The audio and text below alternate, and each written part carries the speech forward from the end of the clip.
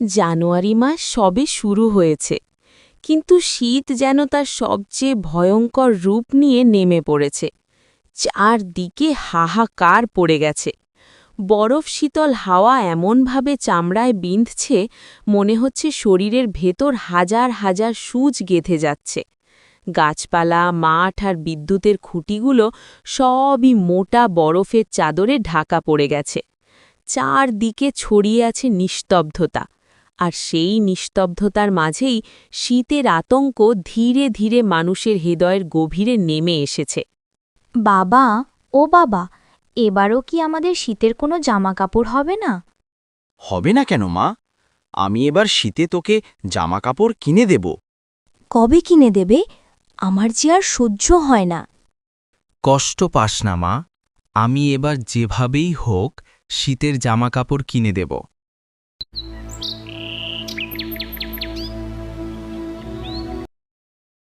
সরকার থেকে সাহায্য আসে কানাইবাবুর কাছে, তাই গোপাল কানাইবাবুর বাড়িতে যায়। কি গো গোপাল, তোমার কি অবস্থা? বাবু, খুব বিপদে পড়ে এসেছে। তোমার আবার কিসের বিপদ? আপনার কাছে শুনেছি সরকার থেকে সাহায্য এসেছে। তোমাকে এই খবর কে দিল? আমার কাছে সরকার থেকে কোনো সাহায্য আসেনি। তাহলে আমরা কি এবার কোনো সাহায্য পাব না? পাবে না কেন? অবশ্যই পাবে। সাহায্য এলে তোমাদেরকে দিয়ে দেব।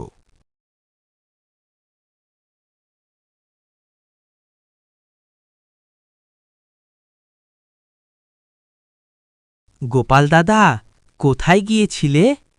কানাইবাবুর কাছে গিয়েছিলাম সাহায্য চাওয়ার জন্য।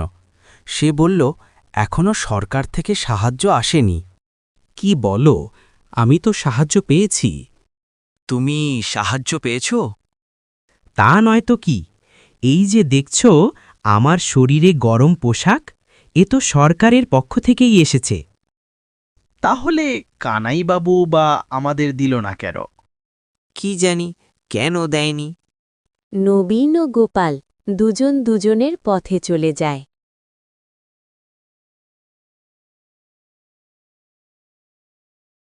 গোপালের পরিবার আগুন পোহাতে গিয়ে আগুন ঘরে লেগে যায়।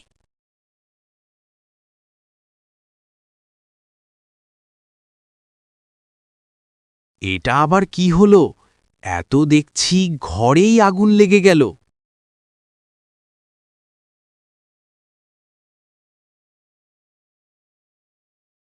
ও বাবা, এখন কি হবে আমাদের? হায় হায় রে, এত বড় সর্বনাশ হলো। কানাইবাবু লোকজন নিয়ে গোপালের বাড়িতে দেখতে আসে। আহারে গোপাল, তোমারে কি অবস্থা হলো গো? আপনি আমাকে সাহায্য করলে আজকে আমার এই অবস্থা হতো না। ও, তুমি চিন্তা করো না। সরকার থেকে সাহায্য এলেই আমি তোমার ঘর আর জামা কাপড়ের জন্য সাহায্য দেব। থাক বাবু, আপনার হাতে উপায় যখন ছিল তখন তো আপনি সাহায্য করেননি।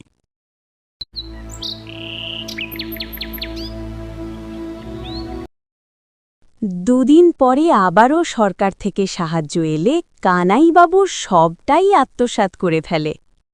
দেখ নবীন, তোকে আমি শেষবারের মতো বলছি, আর কোনো গণ্ডগোল তুই করবি না। তবে কি যে বলেন বাবু, আমি আবার কি গণ্ডগোল করি? তুই গোপালকে আগেরবার সমস্ত সত্যি কথা বলে দিয়েছিলি।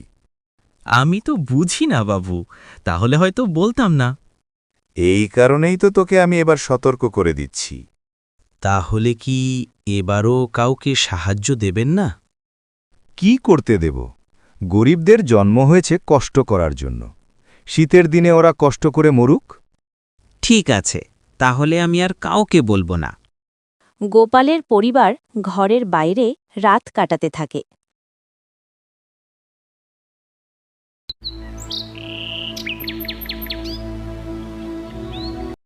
বাবা গো, আমি আর পারছি না গো, মনে হচ্ছে এই শীতে বরফ হয়ে যাব। ওগো, মেয়েটার কষ্ট যে আর দু চোখে দেখতে পারি না। আমারও কি ভালো লাগে বলো?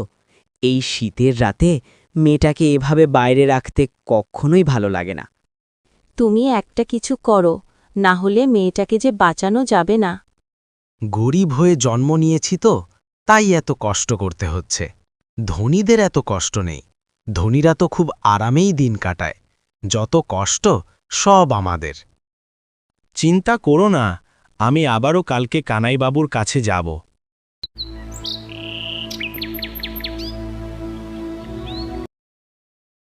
গোপাল আবারও কানাইবাবুর বাড়িতে যায়। কি গো গোপাল, হঠাৎ করে আমার দ্বারপ্রান্তে?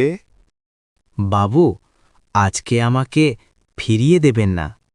হ্যারি গোপাল, আজকে তোকে আর ফিরিয়ে দেব না।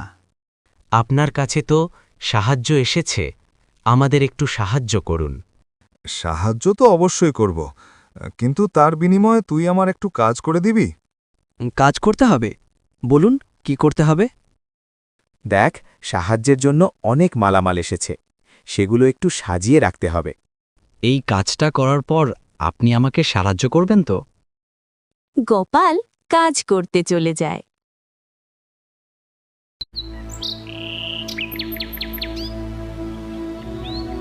সাহায্যের মালামাল থেকে বেশ কিছু জামাকাপড় হারিয়ে গেছে, নিশ্চয়ই গোপালই নিয়েছে। বিশ্বাস করুন বাবু, আমি চুরি করিনি। তাহলে জামাকাপড় গেল কোথায়? আমি চুরি করতে কেন যাব? গরিব মানুষের শীতের জামাকাপড় নেই। আমরা গরিব হতে পারি, কিন্তু আমরা চোর নই। তাহলে তুই বল, এতগুলো জামাকাপড় গেল কোথায়? আমি জানি না। বিশ্বাস করুন, আমি কিছুই জানি না। এই গরিবের যত সাহায্য করতে যায়, ওরা ততই বেইমানি করে। দয়া করুন বাবু, আজকে সাহায্য না নিয়ে গেলে বউ বাচ্চা দুটো মরেই যাবে। মরে যাওয়াই ভালো। তোদের মতো গরিবদের শীতের দিনে বেঁচে না থাকাই ভালো।